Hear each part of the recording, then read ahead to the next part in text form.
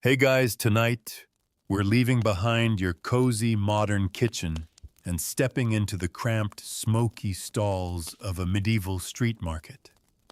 The scent of roasting meat mingles with the tang of vinegar-soaked onions, and you're shoulder to shoulder with wool-clad merchants, weary pilgrims, and hungry townsfolk, all jostling for a bite of something hot, fast, and just familiar enough to call comfort food. You're standing in a cobbled alley in 14th century London, surrounded by the clang of iron griddles and the hiss of lard hitting hot stone. Your stomach rumbles, but this isn't a modern food court. You won't find a cheeseburger or pizza slice here. Instead, it's pies stuffed with eels, trenchers dripping with goose fat, and mysterious fritters that somehow smell amazing. Just don't ask what's in them. Also, sorry to say, if you've got a sensitive constitution or you're picky about hygiene, you probably won't survive this. Most of these sellers don't know the word sanitation, and hand washing is more suggestion than rule. But the food, surprisingly addictive, and the variety way more inventive than you'd expect for an era better known for famine than flavor. So before you get comfortable, take a moment to like the video and subscribe, but only if you genuinely enjoy what I do here. Drop your city and local time in the comments. It's always fun to see where and when you're listening from. Now dim the lights, maybe turn on a fan for that soft background hum, and let's ease into tonight's journey together. You shuffle forward in the line, clutching a wooden token, your only coin for the day's meal. Around you, cooks shout in Middle English, mixing French phrases with local slang in a way that makes your ears strain. The smells, though, those are universal. Fat, sizzling, bread baking, a pinch of something pungent and spicy, peppercorns maybe? Or is that horseradish? You glance over at a stall where a thin man in a leather apron is expertly flipping what looks like a pancake on a blackened iron plate. But it's not sweet, it's filled with leeks and minced offal, all wrapped in a buckwheat batter. He sees your look and gives a wink, tossing a handful of chopped herbs into the mix. You're not sure if that's parsley or something a little more experimental. Behind you, someone hawks hot meat pies, fresh baked, and suddenly the smell shifts. Now it's rich, buttery crust, oozing with some kind of gravy. You catch a glimpse of a steaming golden brown pie with a flaky top crust, and you're tempted. But wait. Your eye catches another treat, one you hadn't expected, a hand-sized pastry called a chewit. It's filled with figs, raisins, and minced lamb, savory and sweet, wrapped up in a neat crimped shell. The woman selling them explains that they're popular with travelers, they keep well, and don't fall apart on bumpy cart rides. As you listen, a man in a fur-lined cap bumps into you and mutters a half apology before joining the queue for pottage. This is the closest thing to a medieval combo meal. A thick stew often made from whatever's on hand, beans, barley cabbage, maybe a few shreds of meat if you're lucky. Some days it's nourishing. Other days, not so much. The vendor ladles some into a hollowed-out trencher, a slab of stale bread used like a bowl, and hands it over with a wooden spoon. People sit on the stone steps nearby, scooping the last of the stew, and then tearing off the bread, now soaked and soft. No waste. You admire the ingenuity, and the flavor, despite its humble ingredients, isn't bland. Medieval cooks used what they had: onions, garlic, mustard seeds, maybe a splash of vinegar or ale to liven it up. The more you observe, the more you realize this whole scene is fast food in its earliest, earthiest form.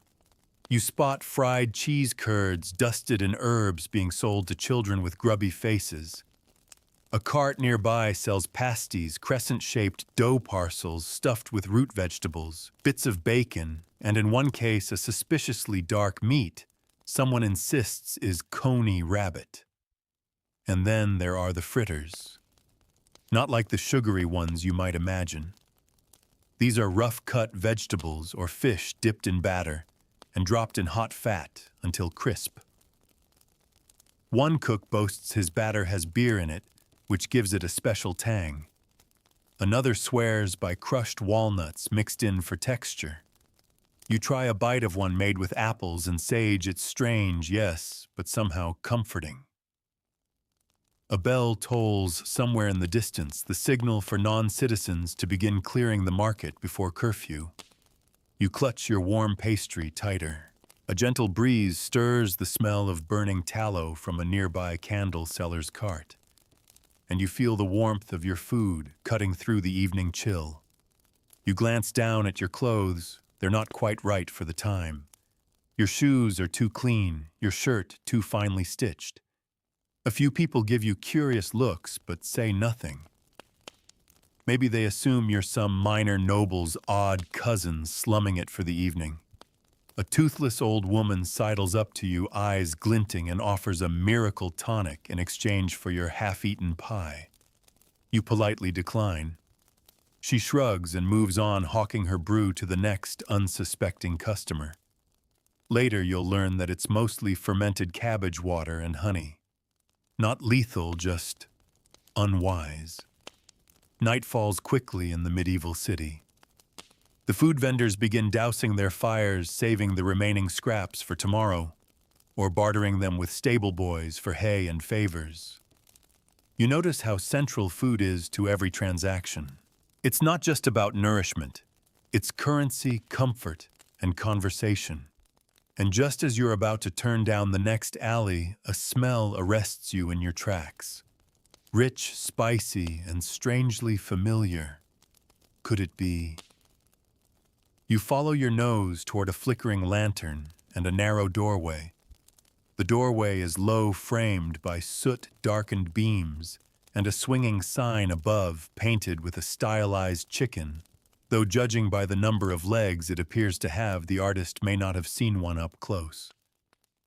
You duck your head and step inside. The warmth hits you first, then the noise. This is no market stall. It's a cookshop, one of the earliest forms of an urban takeaway joint. Inside, the air is heavy with steam and smoke, thick with the scent of pepper-burnt drippings and something faintly floral. The fire crackles in a stone hearth, where spits turn lazily suspended by iron hooks. On one, a plump game hen slowly rotates its skin, bronzed and crackling. Below, a tin pan collects the drippings, soon to be ladled into thick slices of rye bread for customers on the go. You aren't here to dine, and few people do. The cookshop is more like a kitchen you borrow. Working people, apprentices, widows, traveling merchants bring ingredients from the market to be cooked for a fee. You watch as a young boy hands over a small burlap sack of mushrooms and 2 salted herring. The cook, a man with scarred forearms and a perpetual squint, nods, takes the offering, and tosses it all into a pan already glistening with mutton fat. Within minutes, the aroma transforms, earthy, briny, irresistible. A woman near the hearth is cradling a shallow dish filled with rissoles, minced meat, mixed with breadcrumbs and spices rolled and fried crisp. They look a bit like flattened meatballs, and you catch a hint of saffron as she bites into one. Saffron. That means money. She must be in someone's service. Only the wealthier kitchens could afford to flavor street food with something that came from flowers hand-picked in far-off places. You slip a coin to the cook and point toward the bubbling pot nearest the wall. He gives a grunt and spoons something onto a wooden trencher, a heap of stewed beans brightened with vinegar and flecks of green sorrel maybe. You take a bite expecting bland mush, but it's tangy and herbaceous. The texture is rough, but the flavor is deliberate. As you eat, your ears tune into the ambient chatter. There's talk of the price of salt fish rising again, of a barren son getting food poisoning from a poorly stuffed haggis, of a baker who was caught stretching his flour with chalk. That last one got a stint in the stocks and a face full of rotten eggs. Food in this world isn't just eaten, it's policed. Guilds regulate who can sell what, where, and when. Bakers must weigh their loaves publicly. Alewives are checked by ale tasters appointed by the town. Even the cookshops like this one are licensed. There are official limits on how much they can charge and what they can serve. But of course, a little bribe here and there goes a long way. The door creaks open behind you, and a new customer enters cradling a wrapped parcel in linen. She's likely brought a pigeon pie pre-made, only needing to be reheated. The cook takes it, shrugs, and slips it into the corner of the hearth where the coals glow deep orange. In the meantime, he hands her a mug of posset, a thickened drink made from curdled milk and ale, sometimes sweetened with honey. It's warm, oddly soothing, and often used to lull people to sleep. You make a mental note. Maybe try that before bed sometime. You notice that despite the grime and noise, there's a kind of rhythm to it all. People know when to come, who to pay, and how long it takes for a skewer of liver and onion to be done just right. The regulars joke with the cook. A man at the far bench sings a line from a tavern song about a tart so fine she bit back. It earns him a few chuckles and a slap on the head from his neighbor. Eventually, your curiosity leads you to the corner, where another cook, not part of the shop, but allowed to squat in the shadow of its heat, is boiling a mysterious broth in a blackened kettle. She calls it a traveler's cure. You peer in and spot garlic nettle and something fibrous that might be dried beetroot. She offers a ladleful for a copper. You decline this time, but appreciate her entrepreneurial spirit. Back outside, the night is fully upon the city. The narrow streets gleam under the light of lanterns and oily torches. The last of the day's bread is sold at a discount, yesterday's loaves, they call it, though it was probably baked before dawn. Still, it's fresh enough to pair with something warm. You wander past a small stand where a young couple is selling sops in wine. Slices of bread soaked in spiced red wine and served soft like a medieval dessert pudding. A little odd, sure, but not unpleasant. You let a piece melt on your tongue and note the gentle warmth of cinnamon and clove, expensive spices certainly smuggled or rerouted through traders who risked a lot to bring them here. That flavor of risk-adventure and faraway places lingers in your mouth long after the bite is gone. You pause at a crossroads where the scents of half a dozen meals mingle. One direction smells sharp and vinegary, probably a pickler's booth. Another is heady with roasted meat. Another still strangely smells of yeast and malt. You follow that one. It leads you to an ale stall, makeshift and jostling, where they sell flatbread wraps filled with boiled eggs and something resembling leeks. The bread is hot, chewy, and slathered in a paste made from ground chickpeas and herbs. You stare for a moment. Chickpeas in medieval England. You learn this stall is run by a foreigner from the eastern Mediterranean, likely from Cyprus or farther east. He speaks little English, but his food has caught on among workers from the docks. It's spicy, portable, and cheap. You try a bite expecting strange textures, but it's rich and balanced, a meal you could walk with. And that, of course, is the whole point.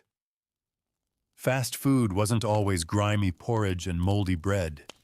Sometimes it was fusion cuisine born of necessity and migration. And as you chew, it dawns on you, people have always found ways to make food quick, warm, and worth craving. You wipe your hands on your tunic stomach, now full, and step aside to let a group of stable boys grab their share. Laughter rings through the alley as one of them drops his meal and curses only to have another offer a bite of his in return. As the wind picks up again and the bells toll once more, signaling the final hour before shut-in, you spot something strange on the edge of the market square. A wooden cart with a sign painted in faded red letters offering fire-baked eel sticks 2 for 1. Curious, you step closer. The eel cart looks like it's seen better centuries. Its wheels wobble with each breeze and the wood is patched with iron nails and bits of string. But it's the smell that draws you, smoky, a little sweet, and faintly reminiscent of a campfire roasting marshmallows. If marshmallows were slippery saltwater creatures. The vendor, a squat man with bright eyes and soot-darkened cheeks, waves you over. He gestures to the skewers laid out across a hot slab of slate, each holding curled, charred sections of eel glistening with a brush of honey and mustard. It's not exactly pretty, but there's an earthy, satisfying sheen to them. He gives you a nod, points to a price scratched into the side of his cart, and when you hand over a few coins, he drops 2 sticks into a sheet of rough cloth and presses them into your hands. You take a cautious bite. The skin is crisp at the edges, the meat flaky and richer than you expect. Not fishy, more like fatty duck with a hint of sweetness. It clings to the stick with just enough stubbornness to make the bite satisfying. You chew slowly, letting the flavor unfold. It's shockingly good. Eels, you quickly realize, are everywhere in medieval cuisine. Rivers teemed with them, and they were easy to catch, easy to store, and required no strict supervision from the church on fasting days. Monks loved them, so did peasants. Even kings indulged. And here at a humble street cart, they're transformed into something almost indulgent. A cluster of children gathers nearby, eyeing the skewers. The vendor tears off smaller pieces and hands them out with a grin. One girl, missing her 2 front teeth, makes a show of devouring hers in one exaggerated bite. The others giggle and follow suit. You find yourself smiling. This is fast food, doing exactly what it's meant to: feeding, delighting, and connecting people. As the embers dim in the cart's hearth, you decide to walk again down streets, winding between buildings, leaning like old friends against each other. Laundry flutters from above, and torchlight bounces across puddles and cobblestones. You follow the scent of vinegar and brine to a small stall flanked by barrels stacked too high. This, it turns out, is a pickling booth, one of the city's answers to food preservation and flavor all in one. A thin man with long fingers offers you a choice: onions soaked in wine vinegar, pickled eggs, salted turnips, or preserved cherries soaked in clove-spiced syrup. You try one of each. The onions are sharp enough to clear your sinuses. The egg, tinged slightly blue from its brine, is smooth and oddly creamy. But it's the cherries that linger, a burst of sweet and spice that cuts through the salt and soot of the night air. The man explains in a lilting accent that some of these recipes are inherited from Roman times. Pickling wasn't just a convenience. It was a necessity, and over time people found a way to make necessity taste good, especially for food on the go. You thank him and move on, passing a tinker's cart and a row of sleeping dogs. At the end of the lane, a small crowd is gathered around a singer perched atop an overturned ale barrel. He strums a lute and sings of a baker's daughter who sold pies so good they were accused of witchcraft. Her secret, he says with a wink between verses, was that she used rosewater and chicken liver in the same crust. Your ears perk up. Rosewater. You've heard of it, but hadn't expected it in something savory. It was, in fact, a common touch in medieval cooking, especially for the wealthy and the ambitious. You make a mental note and wander toward a booth not far from the singer, where the air is fragrant with something both meaty and floral. The baker behind the booth has small, flowery hands and a voice like gravel. She slides a tiny pie onto a flat stone plate and watches you closely as you take a bite. The crust is buttery and flaky, filled with minced poultry almond milk a pinch of cinnamon, and yes, rosewater. It's like eating a medieval version of chicken pot pie crossed with a perfumed custard. Unexpected, complicated, delicious. You nod slowly, savoring it. She doesn't smile, just turns back to her oven and slides another in with a practiced hand. You get the sense she's been perfecting this for years, maybe decades. At a nearby table, a group of night watchmen tuck into something heartier harge. Huff-paste pies made from a crust so hard it's basically inedible, meant only to preserve the meat inside. They crack the crust open like an eggshell and scoop out the contents with chunks of trencher bread. These aren't for the flavor of the pastry. They're for the long-haul meals packed to last days without spoiling. The original meal prep. One of the men catches your eye and offers you a swig of his drink, a pewter flask of ale spiced with ginger and something woodsy. You accept and sip. It burns slightly, but leaves warmth in your chest. You wonder how much of medieval fast food relied on ale not just as a drink, but as a palate cleanser, sanitizer, and social lubricant. A bell rings softly in the distance. Not a church bell this time, more likely the warning bell for closing stalls. The curfew is inching closer. You turn a corner and stumble upon a group of early risers already setting up for tomorrow. One woman grinds oats in a heavy stone mill, prepping them for frumenty, a kind of porridge usually made for travelers and farmhands, thickened with broth or milk, and often eaten with honey or boiled meat. Her son hands you a sample spoonful. It's surprisingly filling, warm with cracked wheat and the faint taste of beef marrow. There's a sense of quiet calm here at the edge of the market's breath. The stalls are half lit. The fires are mostly down to embers. The night has thinned, and the first signs of tomorrow simmer at the fringes. Still, your journey isn't done. Somewhere deeper in the maze of alleys and smells and smoke, you catch a fleeting scent, warm bread, sharp cheese, and the unmistakable sizzle of something hitting hot iron.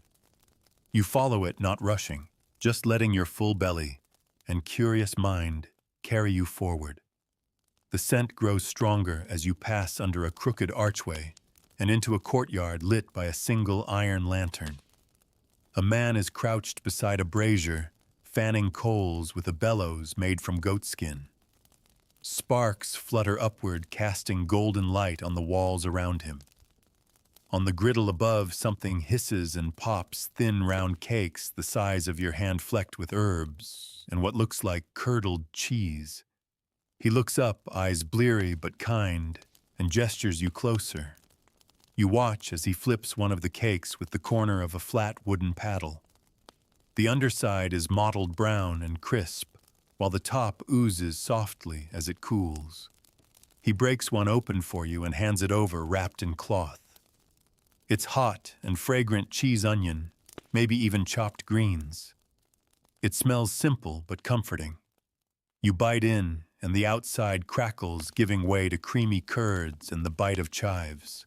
It's rustic humble, exactly what a stonemason or washerwoman might have eaten between shifts. No fork, no plate, no cutlery, just hand to mouth, then back to work. You realize that convenience in eating isn't a modern invention. People have always needed fuel on the fly. He tells you it's called a cheese flaidon, though names vary from town to town. The batter is made from rye flour curds, from yesterday's milk, chopped greens, a pinch of salt, if he has any left, and whatever else is lying around. Some days it's nettles, some days it's kale, occasionally bits of smoked pork if he's lucky. You thank him and sit on a nearby step to eat, tucking your legs in close against the evening chill. The stone beneath you is warm from the day's sun slowly cooling, and you breathe in the last of the night air mingled with coal smoke and cooking fat. A stray cat brushes past your leg, eyeing your flaidon with a little too much interest. You tear off a corner and toss it to her. She devours it, and vanishes into the shadows like a phantom. From this quiet perch, you listen. Somewhere far off, a rooster crows prematurely. A baby cries from an open upper window. Two drunks laugh as they stagger past one of them clutching a half-eaten pie. You smile. The world may feel ancient and foreign, but hunger and laughter remain familiar. You rise and begin walking again, drawn now by the soft clatter of wooden bowls and tin mugs. Another courtyard opens ahead, this one busier with benches lined under a low wooden awning. Lanterns flicker at each corner. This is a night feeder's haven, a place for cart drivers, stable hands, and wandering minstrels to grab a warm bite before sleeping in straw. A woman tends to a bubbling cauldron set over open flame. She's stirring what looks like a thick mash of oats, but she beckons you over and lifts a wooden lid from a second pot. This one holds mortrews, a type of meat mash favored by those with few teeth and little time. Minced pork or chicken, pounded with breadcrumbs, stock and spices until smooth, then fried into thick patties or eaten as a paste. Oddly modern, you think. Like a medieval meatloaf without the ketchup. She serves you a scoop with a hunk of rye bread. The texture is soft, but the taste is layered sage black pepper, maybe even a bit of mace.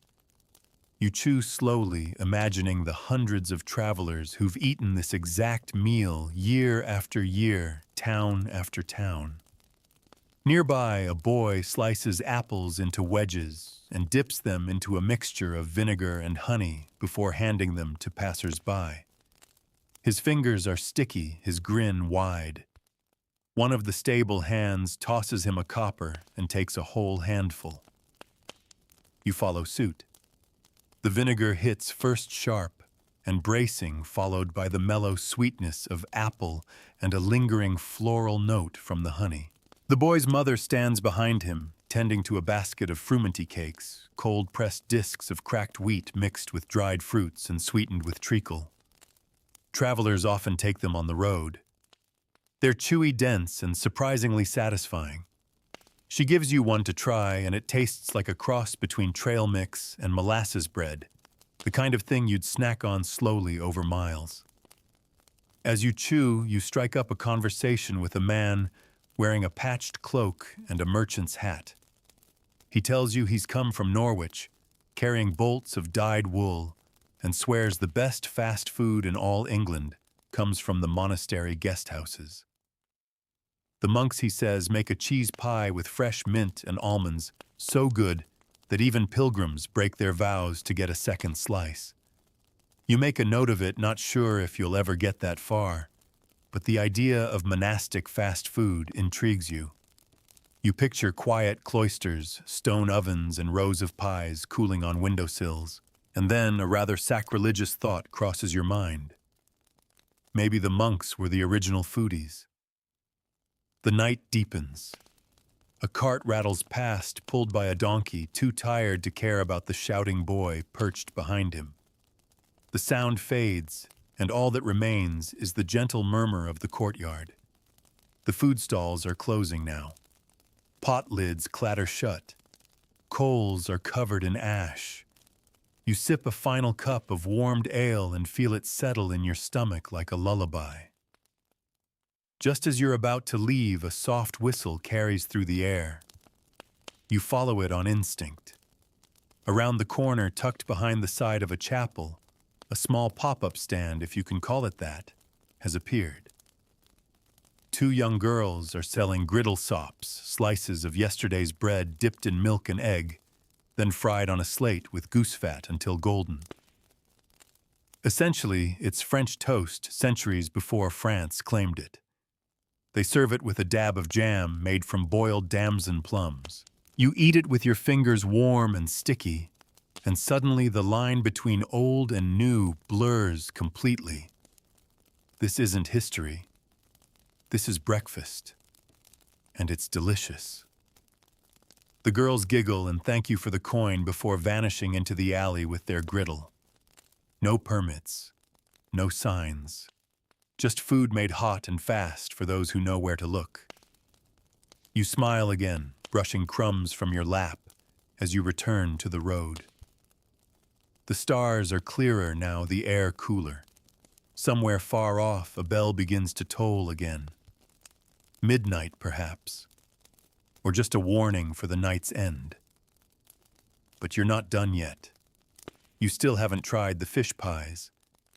The fish pies are calling, and your feet, though, beginning to ache from hours of cobblestone wandering, find new rhythm as you move toward the wharves. The river is wide here, sluggish in the dark, its surface dappled with moonlight, and the dim reflections of lanterns swinging from mooring poles. The scent in the air changes, less smoke, more salt, and something briny that curls into your nose like seaweed at low tide. Fishermen and dock workers gather around makeshift stalls where barrels serve as tables, and the meals here are unapologetically rustic.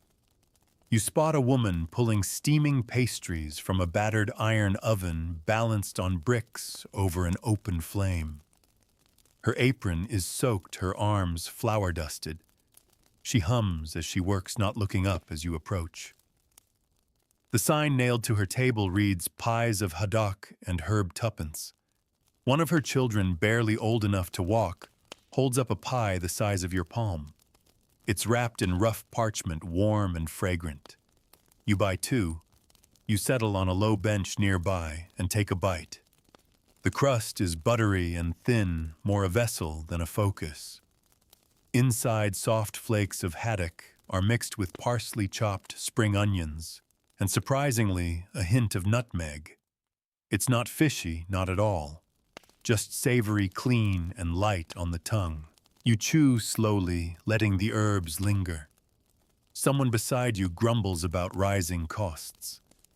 "Used to be half the fish, twice the pie," he says between bites.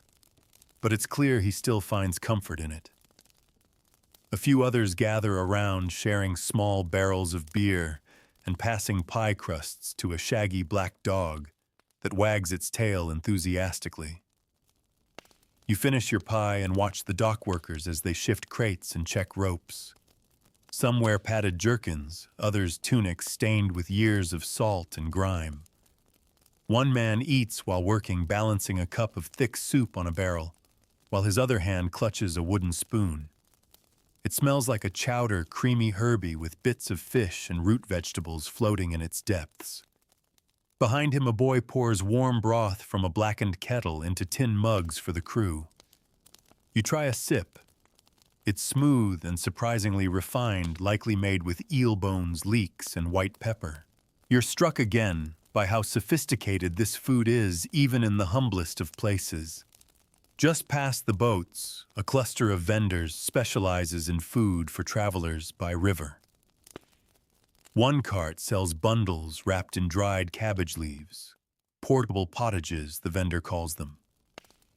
Inside each is a mash of barley-dried peas and herbs held together by fat and breadcrumbs. Like a medieval energy bar built to last days on a boat.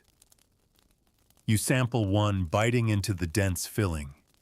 It's chewy, earthy, and satisfying with the mild sweetness of parsnip, balanced by the tang of vinegar-soaked mustard seeds. It might not win a beauty contest, but as far as road food goes, it's a masterpiece of practicality. Another stall nearby has set up a selection of dried goods, smoked eels twisted into coils, jerky made from venison, and boar strips of dried apple and plum sealed in waxed cloth. You buy a small pouch of the fruit and chew on a piece of plum that's been soaked in wine before drying. It's tart and leathery, but addictive. You can see why someone might nibble on it throughout a long journey.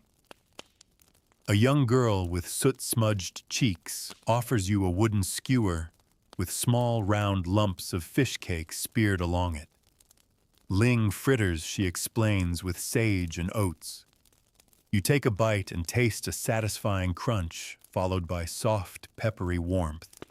she beams and disappears back into the crowd, barefoot and fleet. Now and again, you catch snippets of song workers singing as they unload barrels, sea shanties drifting lazily through the mist. Some are indecipherable, others oddly familiar in their rhythm and rhyme. You hear one chorus that seems to list every food the singer's eaten in the last week: boiled herring-fried sprats, eel pies, cold pasties, oat cake, dried cherries. A culinary diary in song. You rise again, feeling the warmth of food in your belly, and follow a trail of laughter and clinking mugs toward the edge of the market. Here, beneath the eaves of a leaning tavern, another fire burns. The sign above the door is worn beyond recognition, but people know it by smell. This stall serves Branny's dense, peppery sausage rolls made with offal barley and a thick casing of crust. They're eaten hot, preferably after a long shift or a long night. A boy hands you one with a glazed look on his face as if he's eaten 3 and still isn't satisfied. The first bite is intense black pepper fat and something gamey. Not for the faint of heart, but deeply filling. The vendor tells you they're popular with watchmen and shepherds who need something hearty to keep them full on cold nights. As you chew, a man with wild hair and bare feet climbs onto a crate and begins preaching about gluttony. Beware the belly that never says enough, he calls before helping himself to a pie from a distracted vendor's tray. No one seems to mind. He's known, it seems, and gently ignored. You rest against a post. Bellyful, eyes heavy, watching the world turn slowly in its quiet clockwork. Even in a time where hardship loomed large, the joy of food, quick, hot, and satisfying, endured. And as you close your eyes for a moment, you imagine waking up in another corner of the city where baked apples stuffed with dates await you. But not yet. Not just yet. You've got a little more wandering to do. You stir, slowly lulled awake by the creak of cartwheels and the unmistakable crackle of something roasting on an open flame. Your hand brushes the folds of your tunic where crumbs still linger, and the scent in the air has changed again now, heavy with sugar spice and warm apples. The first glint of morning halos the rooftops in gold, and the market is waking in waves. Bakers stretch their arms and roll dough with sleepy focus. Muck rakers clear the previous night's refuse with wide brooms. And in the space between sleep and labor, a little magic happens, the early risers' breakfast stalls. You drift toward a group of vendors who've set up narrow tables beside the outer wall of a granary. A large iron pan sizzles over hot coals, and nestled inside are round golden brown apples baked in their skins, then split and stuffed with a mix of chopped dates, breadcrumbs, cinnamon, and honey. The vendor, a young man with soot on his cheeks, and a gentle voice, sees your curious glance and grins. Best way to start the day, he says, ladling syrup from a pot onto the baked apples. You accept one wrapped in cloth and take a careful bite. The skin yields easily, giving way to warm, spiced fruit that clings to your tongue like syrupy silk. It's sweet, but not cloying, rich, but balanced. He tells you it's a favorite among both clergy and commoners. Dates and honey may be precious, but a single apple split 4 ways stretches the pleasure. He sells his for a modest coin and usually runs out before mid-morning. At a neighboring stall, a woman is ladling what she calls morning pottage into wooden bowls, oats simmered in milk with rosemary bay and shards of dried apple. You watch as she presses a wedge of hard cheese into the side of each bowl. The heat softens the cheese, letting it melt slightly into the grain. You taste a spoonful, herby, creamy, with the sharp tang of the cheese hitting just after the sweetness of the apple. It's unlike anything you've eaten before, but feels oddly familiar. Like a cousin to risotto or cheesy porridge, the kind of thing you'd dream up on a rainy day and then fall asleep halfway through eating. A young apprentice beside you gulps his portion down and tells you he has only minutes before the tannery opens. "This'll keep me straight till dusk," he adds proudly, then dashes off with half a loaf of black bread in one hand. You linger a while longer, sipping a warm cup of small ale, a weak brew made especially for breakfast with barely enough alcohol to matter, but just enough to ward off tainted water. It tastes faintly of barley and river stone, but it's cold and welcome.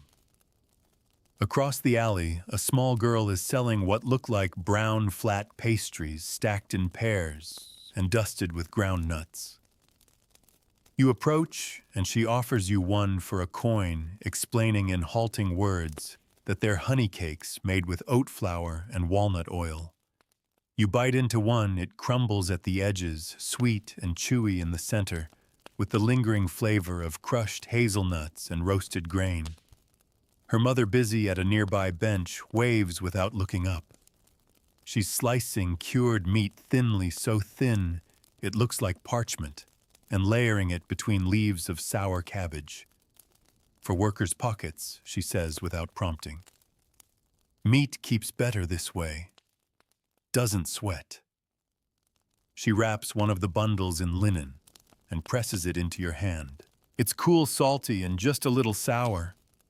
You take a bite and imagine the hundreds of men and women who've eaten this exact combination while digging ditches, weaving wool, or laying brick. You pass by a small boarding house where a board has been propped against the doorway.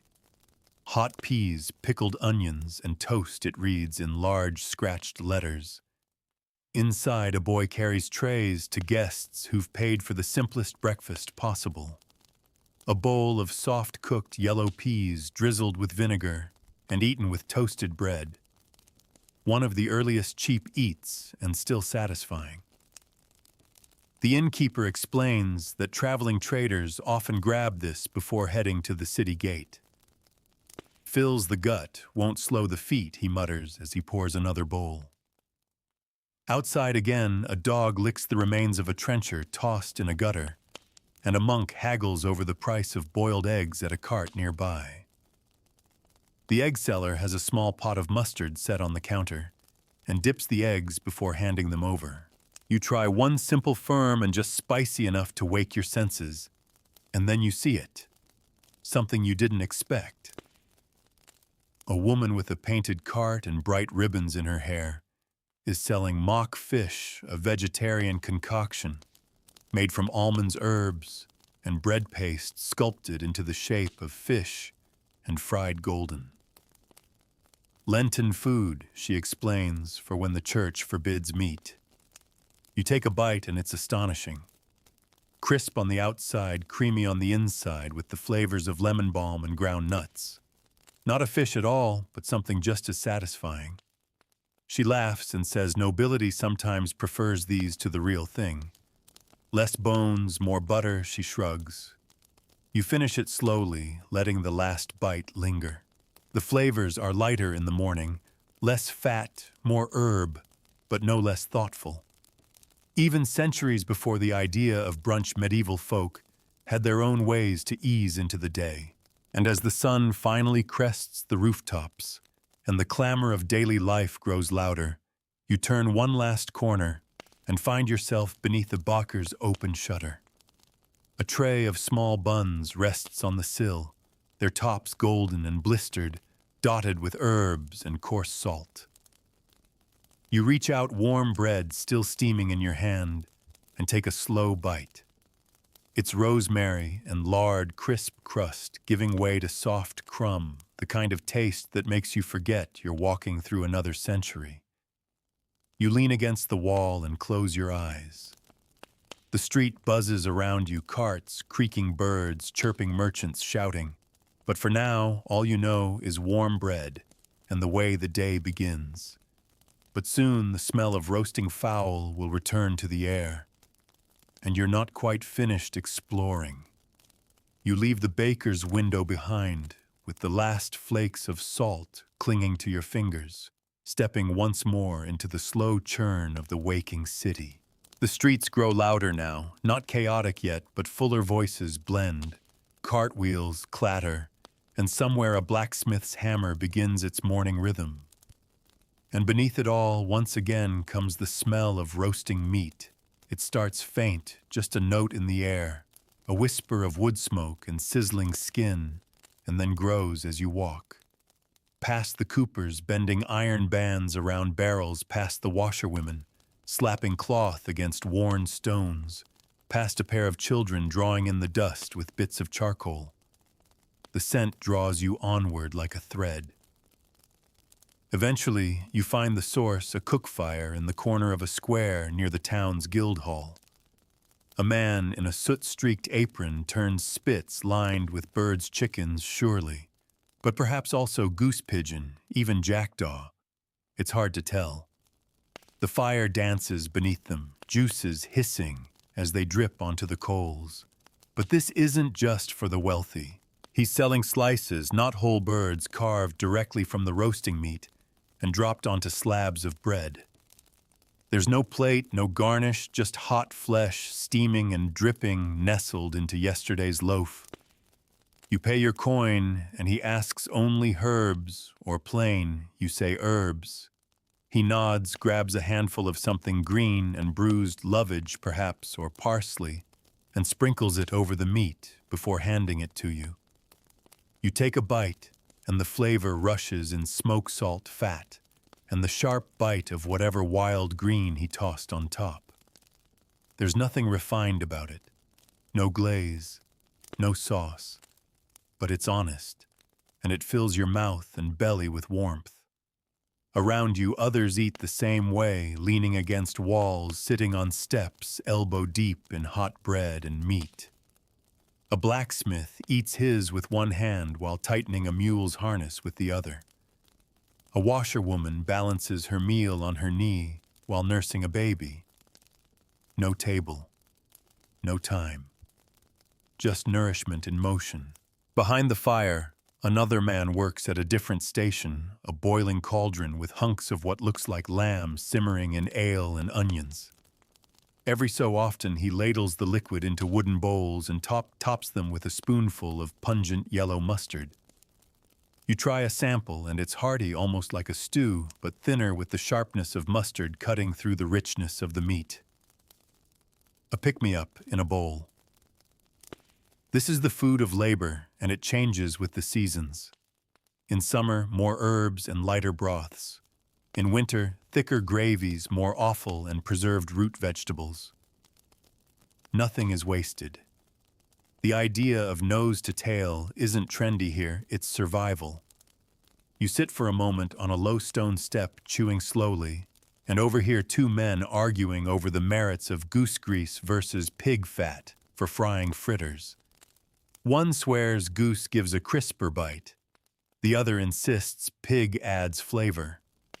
They both laugh when the cook interrupts and says, "Depends on who's eating it." Down the street, a different kind of vendor is setting up shop.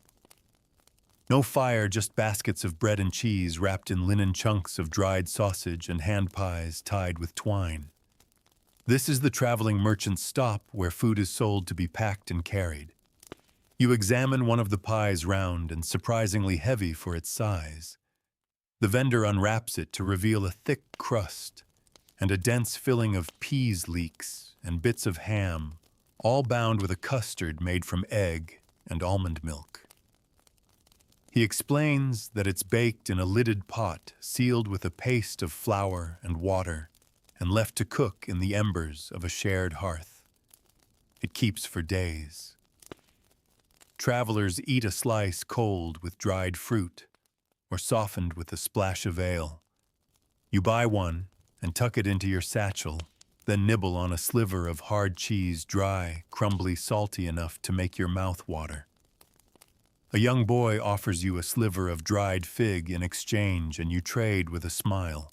A few streets over, in the shadow of the stone churchyard, a group of apprentices has gathered around a woman selling bread with drippings. She slices rough brown loaves and ladles on the cooled fat, skimmed from last night's roasts. now thick and jelly-like, flecked with black pepper and chopped onions. It's not refined, but it glistens under the morning sun and smells like indulgence. You accept a slice, the fat melting into the bread as you bite. It's rich, earthy, and far more flavorful than anything you'd expect from leftovers. The woman nods knowingly and tells you her secret, a pinch of nutmeg and a splash of cider vinegar mixed into the drippings. Just a drop, she says, but it wakes it up. You laugh quietly and nod, savoring it to the last bite. As noon draws closer, the market swells. More people now, more carts, more dogs. The quiet of the early morning replaced with a midday din. You walk slowly, full but curious, letting your eyes drift from stall to stall.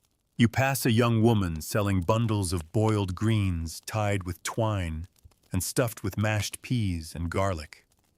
A friar nearby sells slices of dark rye spread with a paste made from crushed lentils, onions, and herbs, a Lenten favorite full of protein light on indulgence. You taste one and find it surprisingly smooth with a bright flavor from pickled parsley stirred in. Nearby, an older woman offers you a bowl of something called blancmange. You hesitate. It looks like porridge, pale and thick, but she assures you it's a noble recipe. Made from shredded chicken, almond milk, rice, and sugar, it's a luxury trickled down to the street through kitchen apprentices and frugal cooks. You taste it. Creamy, subtly sweet with a whisper of cinnamon. Not what you expected at all.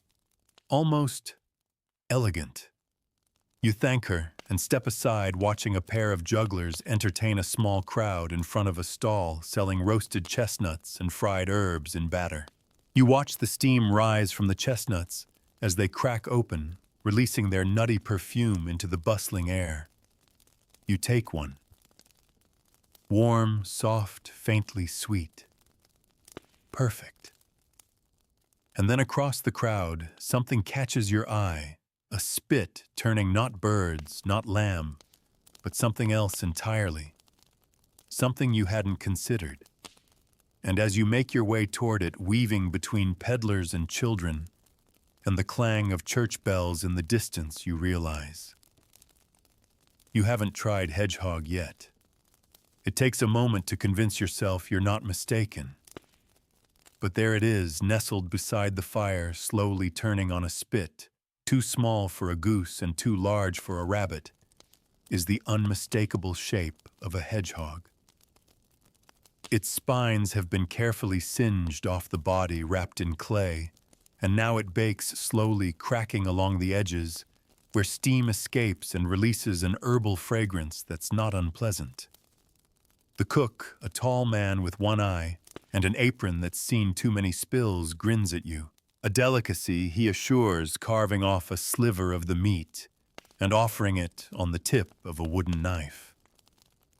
Poor folks' pork, we call it. You hesitate, then accept. The meat is surprisingly tender, mild, like young rabbit or a lean cut of pork, but with an earthy aftertaste, likely from the clay baking method, which traps not just moisture, but flavor. He seasoned it with thyme, sage, and marjoram, and the result is different, yes, but oddly satisfying. You learn that this is no everyday dish. Hedgehog is eaten when opportunity allows, when the hunt is lucky, or when the fields yield nothing else. Sometimes it's a dish reserved for festivals or countryside celebrations, where peasants make do with what nature offers. Cooked in clay, the prickles come off with the hardened shell, leaving a clean roast beneath. As he wraps another piece for a waiting customer, you ask about other unusual meats. He rattles them off: squirrel, badger, rook, crow, even swan, though that one's reserved for nobles. You grimace at a few, but he shrugs. Everything's food when your belly's empty. And he's right. The medieval diet wasn't just dictated by taste, it was shaped by necessity, the church calendar, the seasons, and the strict hierarchies of who could eat what. You move on, mulling over that truth as the crowd thickens around you. Down a narrow passage tucked behind a cooper's stall, you find a woman selling small meatballs skewered between slices of stale bread. They're made from liver oats, onions, and blood. Black puddings on a stick, she calls them. Not sausages exactly, but rich and hearty, packed with flavor and calories. You buy one and chew slowly, the iron taste of blood softened by onion and the grains bite. It's not a dish that pretends to be delicate. It's direct, unapologetic, and useful food for hard work and harder winters. Beside her, a man stirs a bubbling pot of something darker. He offers you a taste broth of tripes boiled with root vegetables, vinegar, and crushed barley. You brace yourself, but the result is surprisingly savory. Strong, sure, but spiced, balanced, warming. The kind of thing you'd want after hours in cold fields.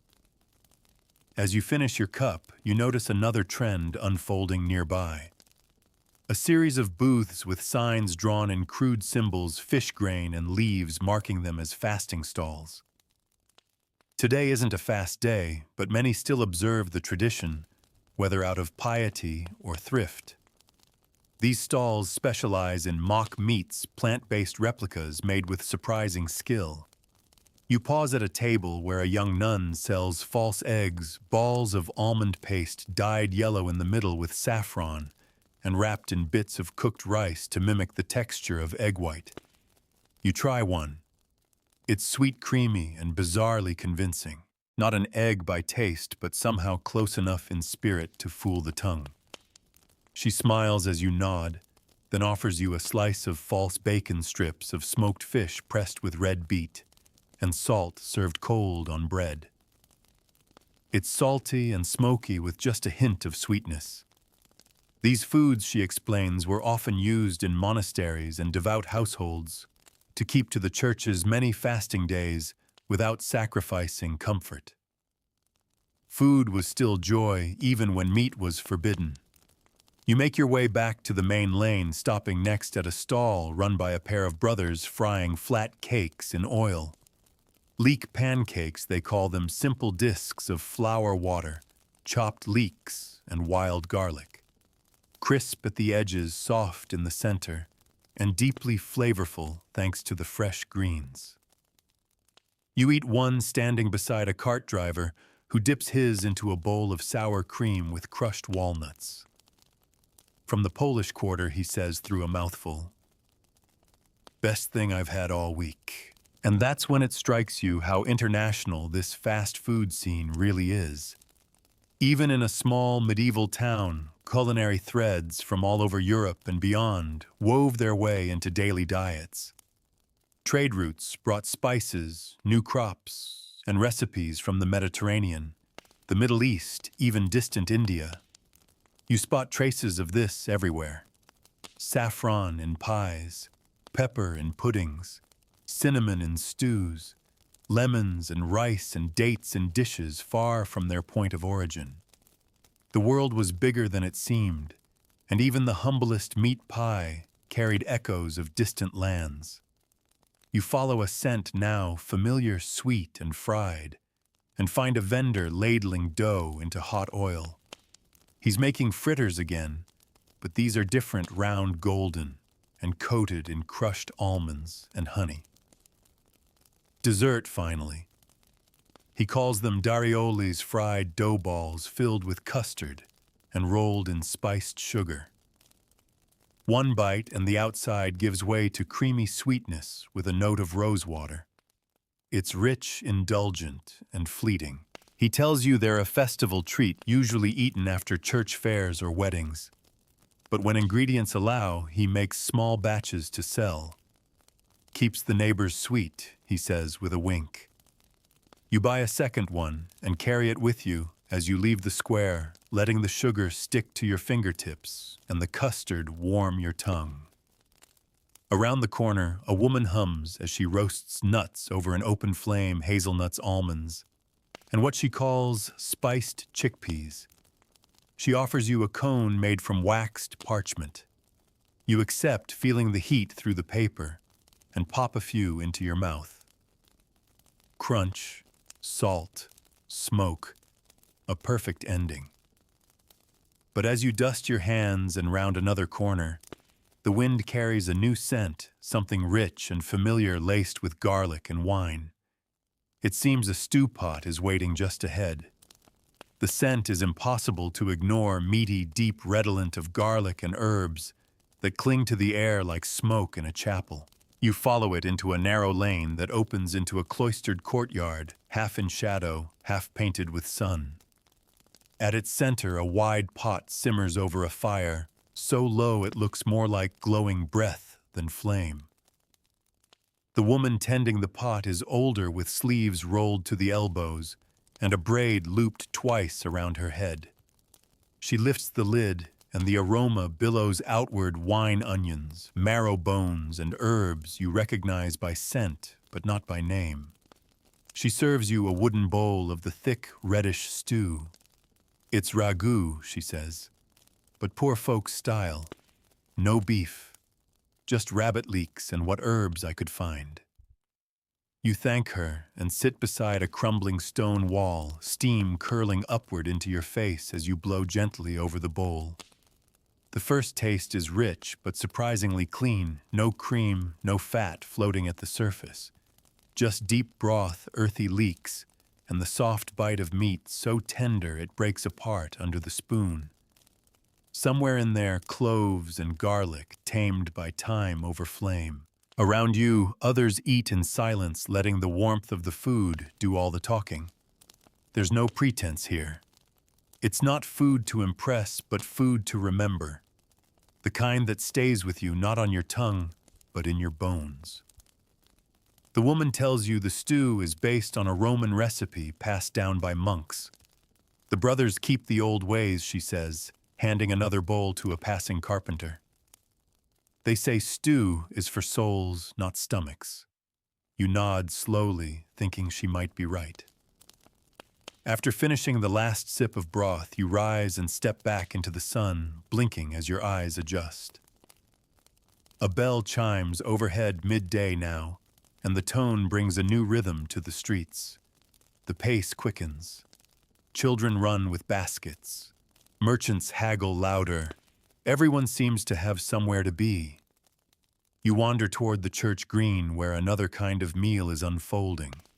Not stew this time, but pastries, rows of them cooling on a wide table draped in linen.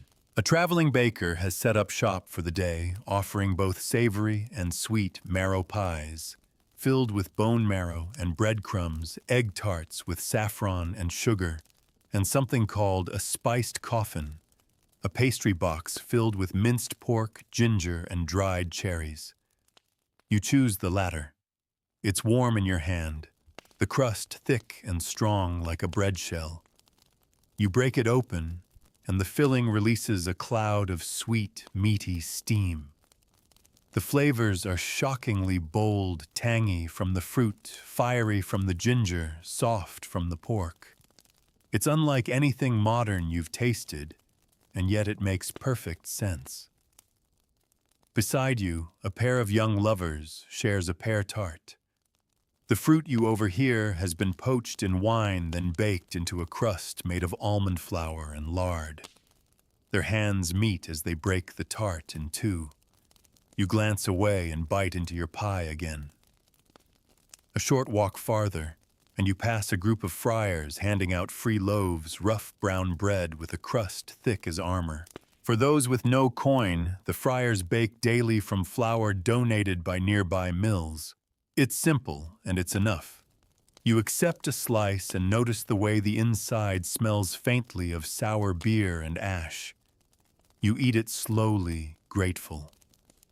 Now through the trees near the edge of the green, you spot a line of women in aprons and shawls, arranging cakes on a wooden shelf balanced atop two barrels. These aren't cakes like you'd imagine, no frosting, no fluff. These are herb cakes, bean patties, and nut loaves. Their function is twofold: to feed and to fortify. You buy an herb cake with sage rosemary and crushed walnut. It's dry, but the flavor unfolds slowly, especially when chased with a sip of weak ale. A merchant beside you dunks his into soup and explains, "You eat these when you've no time to stop." They hold their shape even in your pocket.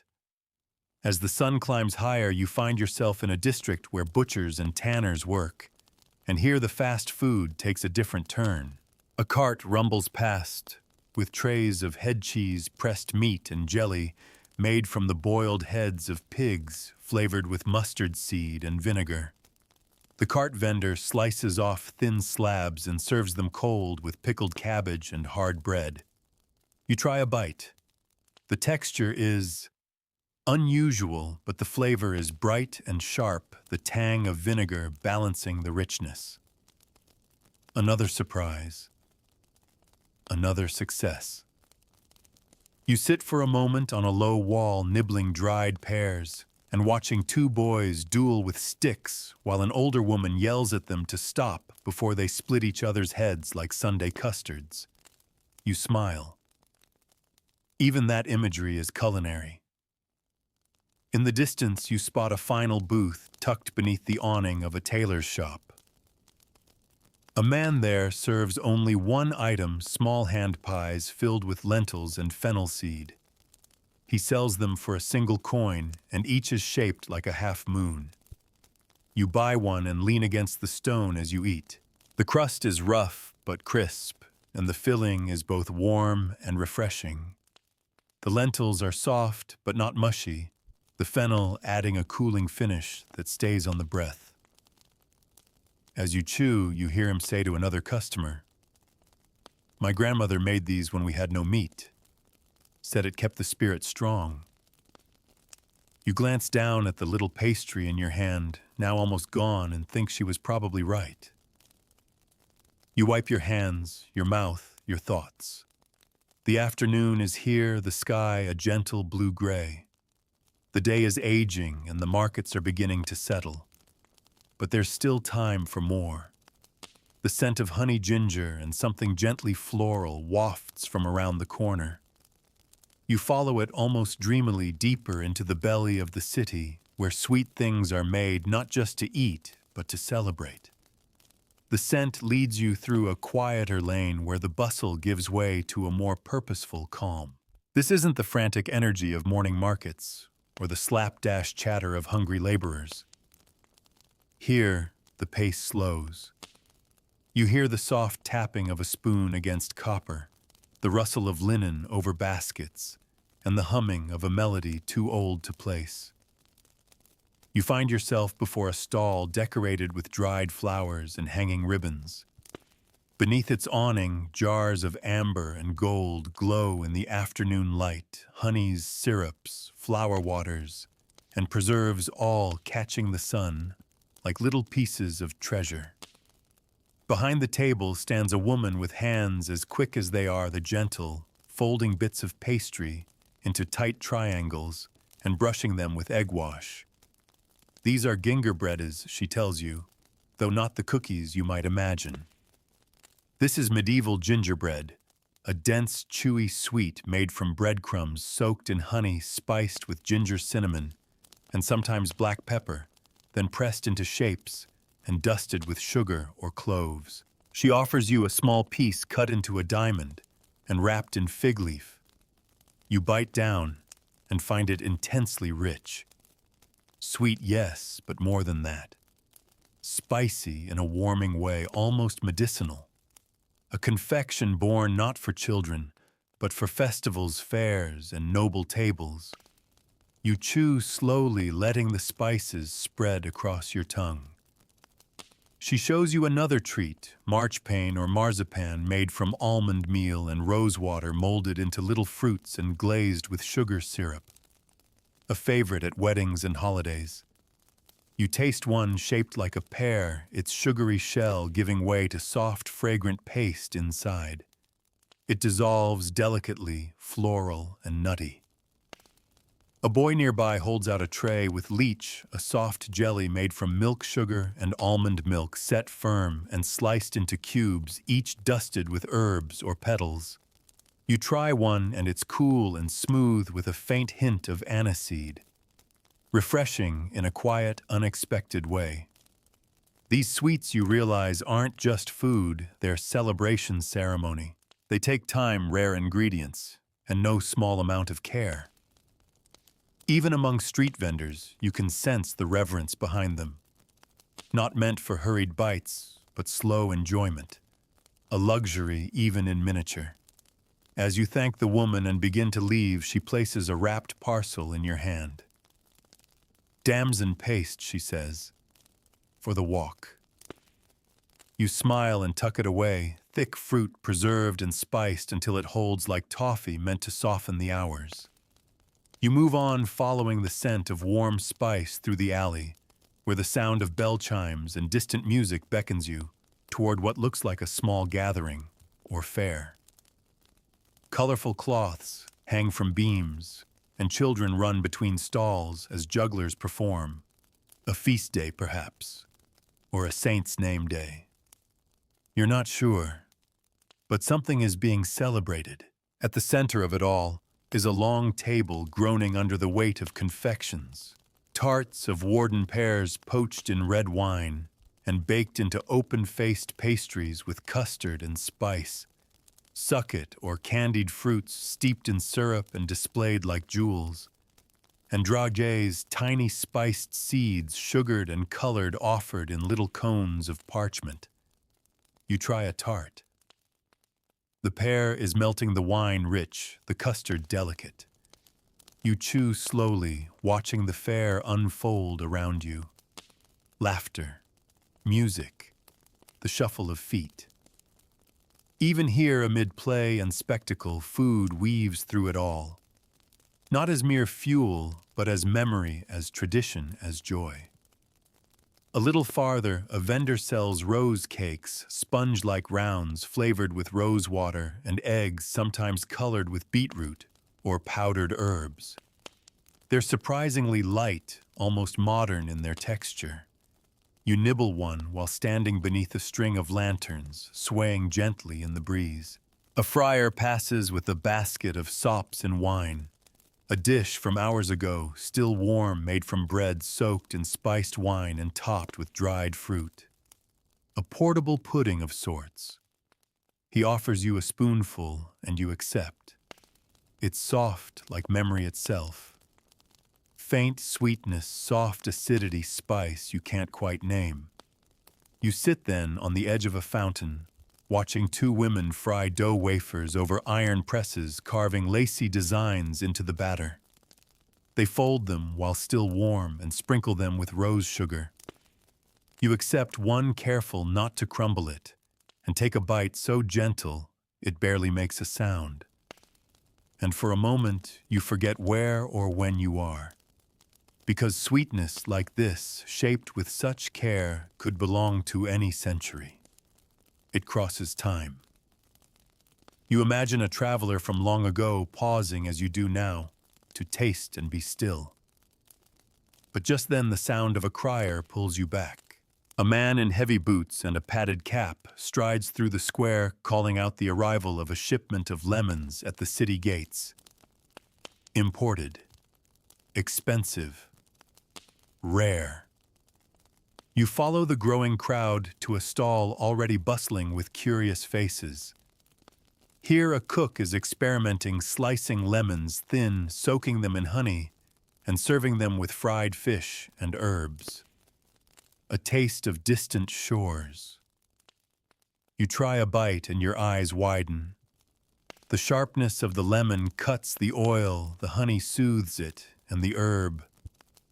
What is it? Mint tarragon finishes the bite with brightness. It's astonishing. It's fast food alchemy. You look around. This is still a city of stone and soot, of hard lives and hungry mouths.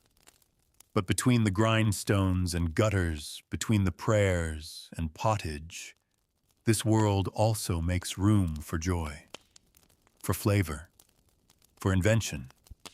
And there's still more to find. Somewhere ahead, someone is selling braggot, a honeyed ale brewed with herbs and flatbreads blackened just at the edges. You follow the scent and sound drawn again into the heartbeat of the streets, into the next layer of this strange, familiar world. The scent of braggot pulls you onward, deep, sweet, and herbal, like mead's stronger, stranger cousin. It's the kind of smell that makes your chest ache with curiosity before you even get a taste. You wind through the square and find the source, a barrel propped on a slanted stand, slowly dripping a golden liquid into clay cups lined up along a plank. The brewer is a woman with sleeves pushed to her shoulders and hands stained purple from elderberries. She ladles a portion into a small cup, and you bring it to your lips. It's thick, rich with honey spiced with ale hoof or bog myrtle, maybe both.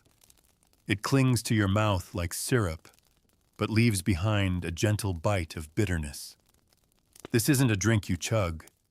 It's a sipper, warming, calming, with just enough edge to keep your feet steady and your belly soft. Brewers used to add herbs before hops were common, she explains, leaning against the barrel. Everything from thyme to wormwood. Whatever kept the brew lively and the drinker upright. She smiles. You nod, understanding more than you thought you would. She hands you a slab of bread to pair with the drink, a flat loaf speckled with toasted seeds and black at the crust. Baked in a low stone oven, no rise, no yeast, just grain and time and heat. The outer edge is crisp like bark. The center is chewy and sour. A peasant's loaf and perfect. Around her, a few men and women are settling in with their meals, flatbread topped with melted cheese and wild herbs slathered in lard and sprinkled with chopped onions. Slices of hard sausage served with mustard thick as tar. Pickled eggs cut in half and served atop mashy peas. All eaten with fingers, all hot from fire or warm from the hand. The smell of garlic drifts from a nearby cart where a cook is preparing ramson cakes, a fritter made from wild garlic barley meal and fat pressed flat and fried to a crisp edge. You take one and chew it slowly. The garlic is sweet, not sharp, earthy. It lingers in your mouth like a song.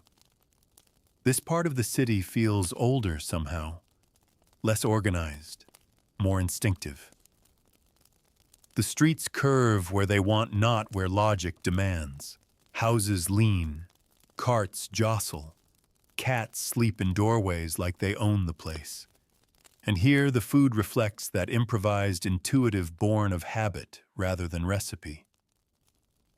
At the corner, a man with a stained cap and a thick mustache tends a brazier, where small birds, sparrows, starlings are skewered and roasting.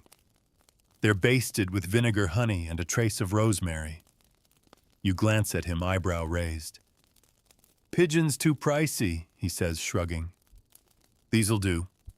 He hands you one, and you nibble cautiously around the bones. The meat is small but intense, tangy, slightly charred with more crunch than chew. Not for every taste, but he's right, they'll do. They've been doing for centuries. Not far off, a group of traveling players is unpacking props beside a cart-turned stage. One of them juggles apples while another sharpens a knife on a whetstone with a theatrical grimace. You catch a line of gossip. A nobleman is rumored to be sneaking down to the markets disguised as a monk, just to buy street sausages without scrutiny. It doesn't surprise you. These sausages, after all, are more than meat. They're memory wrapped in casing. You spot one vendor grilling them over coals, short links, thick-skinned and deeply browned, cut in halves and served in hot buns carved from leftover trencher bread. He adds a smear of onion jam and a handful of sour herbs. It's medieval street meat at its finest, savory, pungent, hot enough to burn the roof of your mouth if you're not careful. You take one, hold it with both hands, and eat slowly. The jam is made with ale and leeks, sweet and soft. The sausage is heavy with mace, coriander, and just enough fat to leave your fingers shiny. No mustard, no ketchup, just history. A beggar nearby sings softly to himself, balancing a bowl of hot broth on his lap, and you catch a phrase, "A belly full keeps the cold from creeping." It rings true. You pass a booth run by two old women who sell toasted beans roasted over hot pebbles until split and seasoned with ground salt and herbs. They're scooped into waxed paper cones and eaten like chestnuts. You crunch on a few as you walk the texture like popcorn, the flavor sharp with lovage and rosemary. Past them, someone's baking thin pancakes on a slate slab, flipping them quickly with a stick. These are crepes of rye and egg filled with stewed plums or grated apple and folded into quarters. The vendor nods to you and offers one, no coin needed, just a nod. You accept warm cloth wrapping it as you bite. The fruit inside is tart, the pancake soft and just shy of burnt. Perfect. A boy tugs at your sleeve and offers you a wooden skewer, roasted mushrooms brushed with oil, and crushed garlic strung between bits of fried dough. "Forest bites," he says proudly. You give him a coin and a smile and take a bite.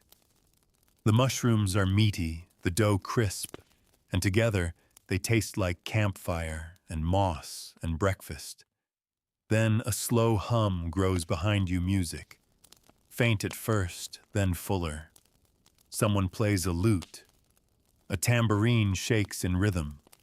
A feast is forming not of formality, but of rhythm and noise and shared hunger. People gather around a fire. Potatoes, small purple and new roast on skewers, their skins blistered, their centers soft and steaming. Someone ladles hot mead into wooden cups. Someone else tears bread and passes it around like communion. A woman spoons goose fat into barley cakes and presses them with a heated iron, turning them crisp and golden. And for a moment this feels timeless. No walls, no feasts and castles, just hands and fire and food. The true heart of fast eating, not the speed, but the shared moment. The pause between toil. You sit, sip, bite, smile. The sky is fading to evening again. The bells will soon call for vespers, but the eating, like the city, like history, goes on. Just beyond the firelight, you hear a merchant calling out the last of his stock pies, filled with mint and peas, crisped goose skin folded into bread, a jar of pickled crab apples for the sweet and the sour, he says. And as you rise, stretch, and follow the sound, you realize there's one thing you've yet to try. Cold meat jelly. Savory, mysterious, and waiting around the next bend. The final bell of the day is ringing when you reach the stall with the jelly. Its sound ripples across the rooftops, low, patient, final. The sun is tilting now, gold slipping into orange, then edging into blue. Shadows stretch long, and the bustle slows.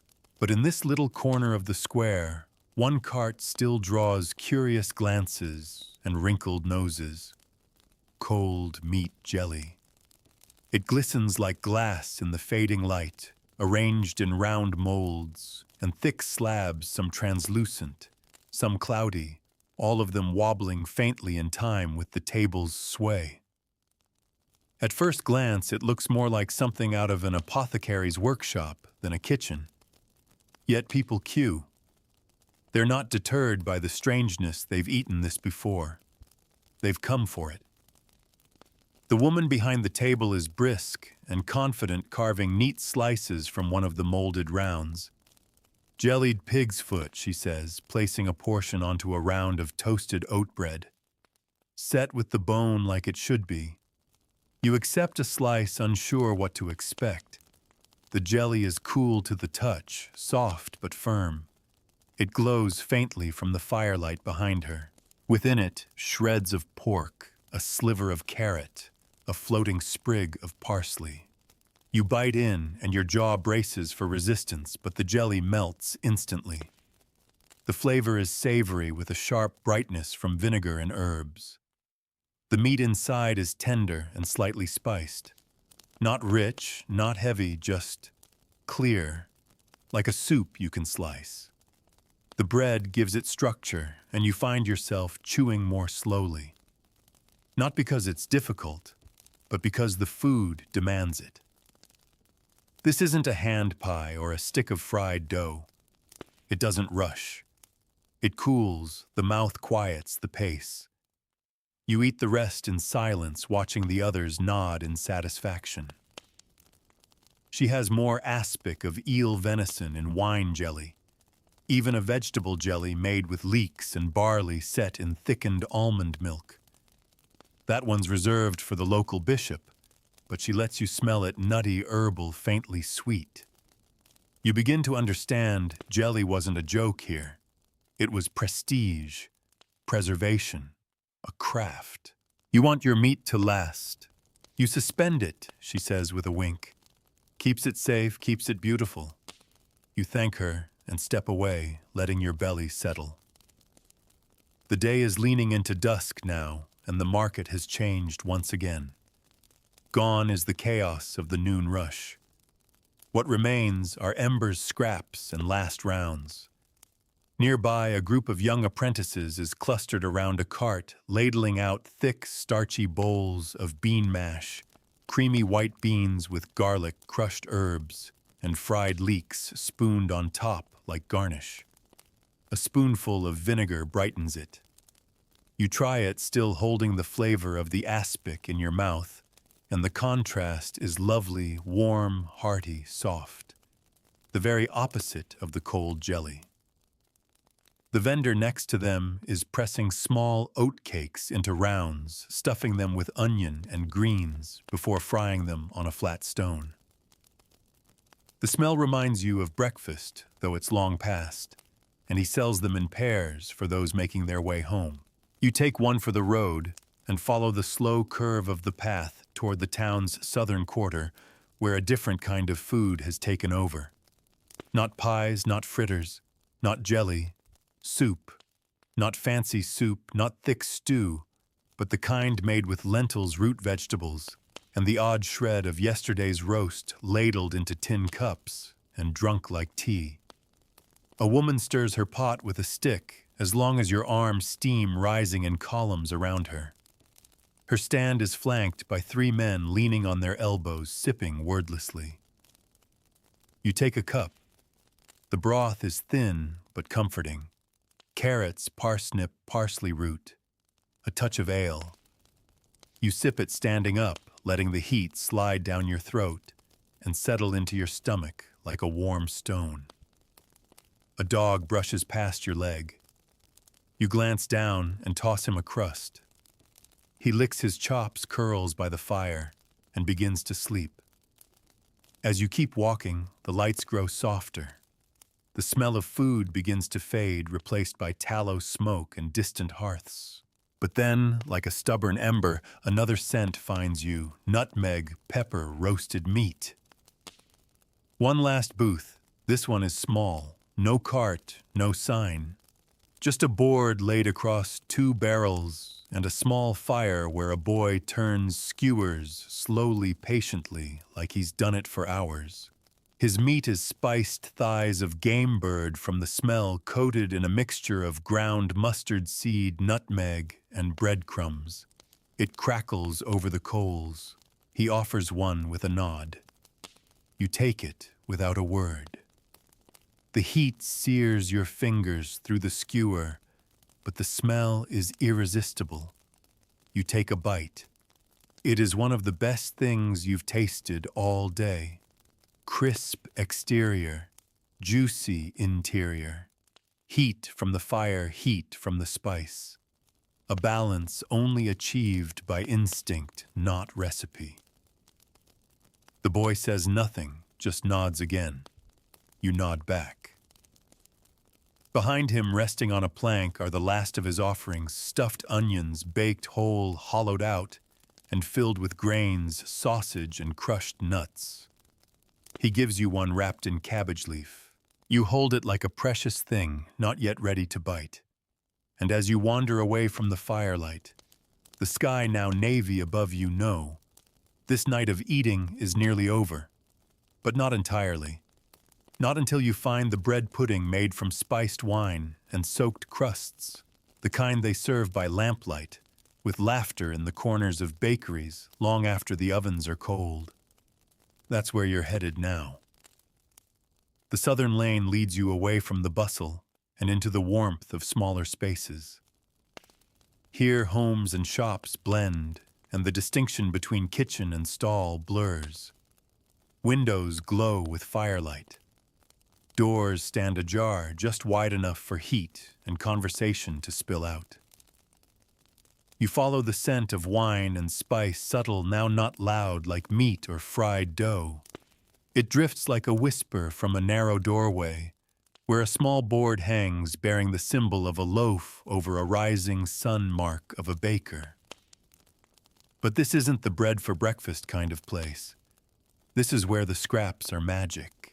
Inside the walls are low, and the air is dense with warmth and cinnamon.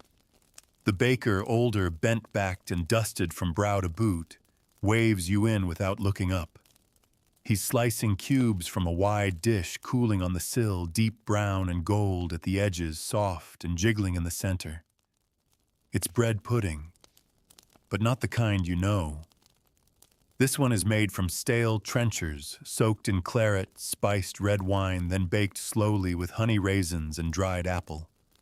A touch of nutmeg, a crack of black pepper, and just enough egg to hold it all together. He hands you a square wrapped in cloth and nods.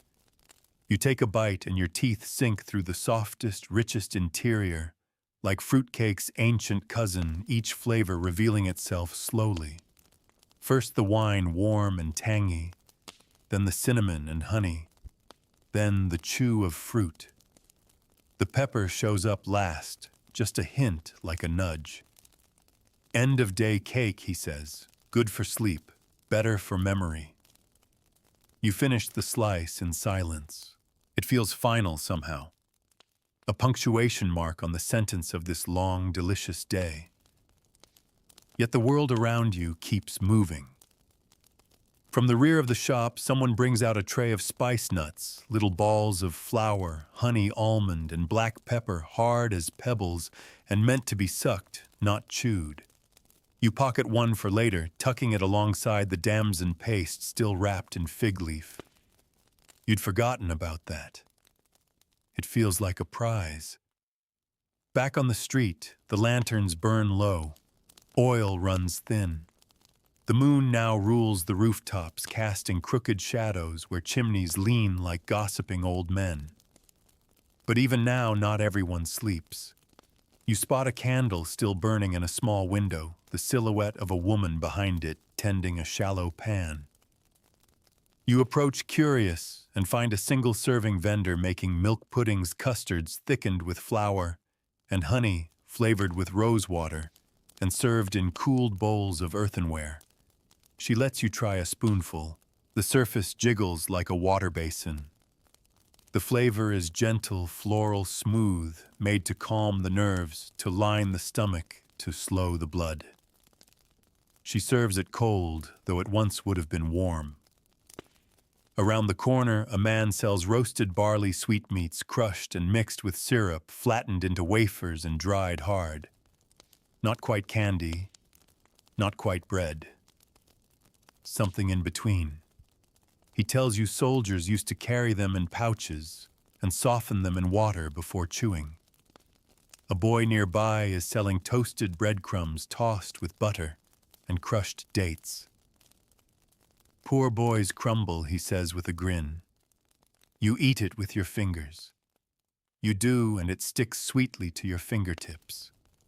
Salty, sticky sweet. A few crumbs fall and the wind carries them away. As you walk, you notice how the sounds of the market have softened to something closer to a lullaby, just whispers, snorts from sleeping animals, and the clink of a pot being washed somewhere behind a closed door. But just when you think the feast is finally finished, You catch one last vendor still packing up a soft-faced man with wide sleeves and a careful hand placing jars into crates. You ask what he sells. Spiced wine syrup, he says. For those who can't afford wine but still want the taste.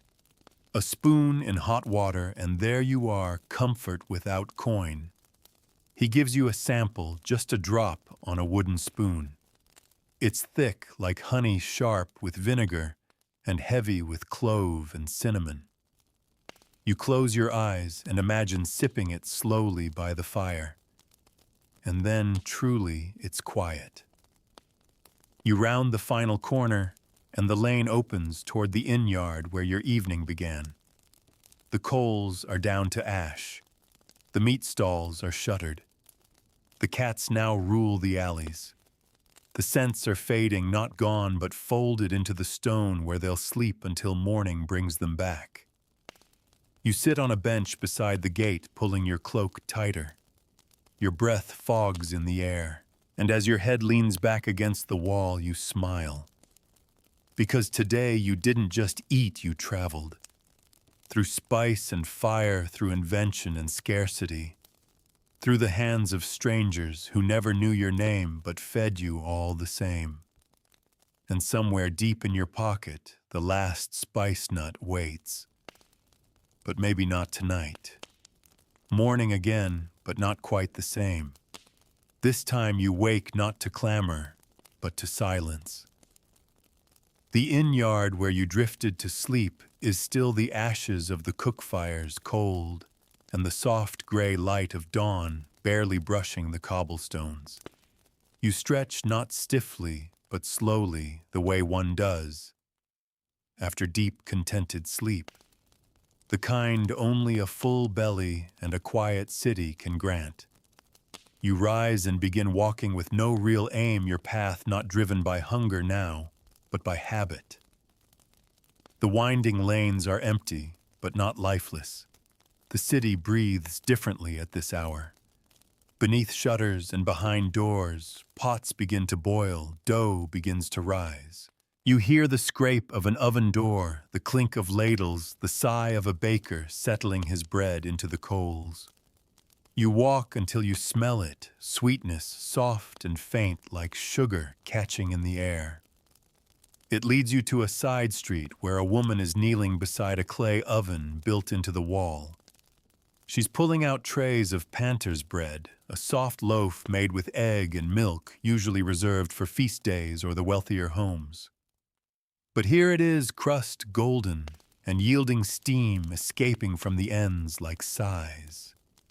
She slices you a piece and offers it without a word. You bite in and it melts on your tongue, the richness of the egg balanced by a hint of spiced nutmeg, perhaps, or mace. She drizzles a little honey over the second slice and hands it to you again. You don't even speak. There's no need. Some food asks for quiet. The lane warms as the sun lifts higher. People begin to stir. A small boy hauls a bucket of water over a stoop. A girl drapes cloths across a railing. Somewhere in the distance, a rooster crows late.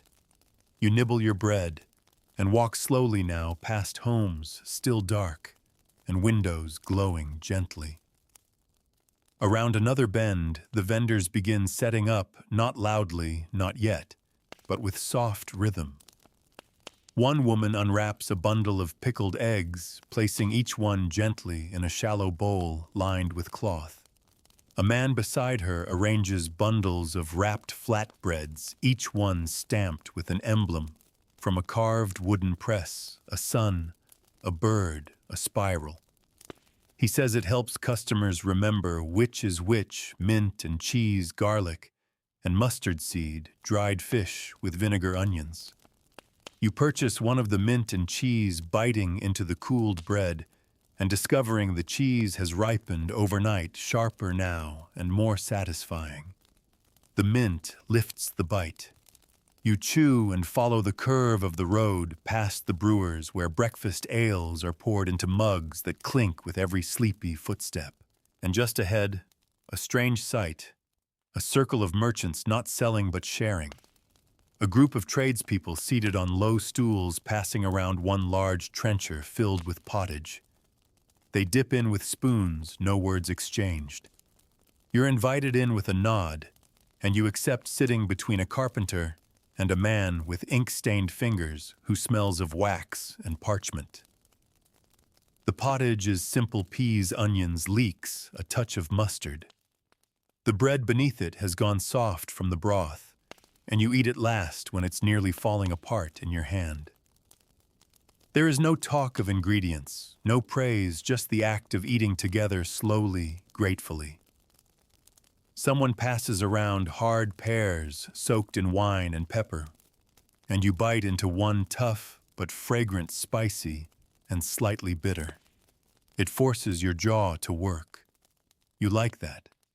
You like being reminded of the labor behind sweetness.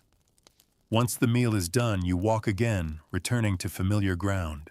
The fishmonger's stall is empty now, but the scent of smoked eel lingers.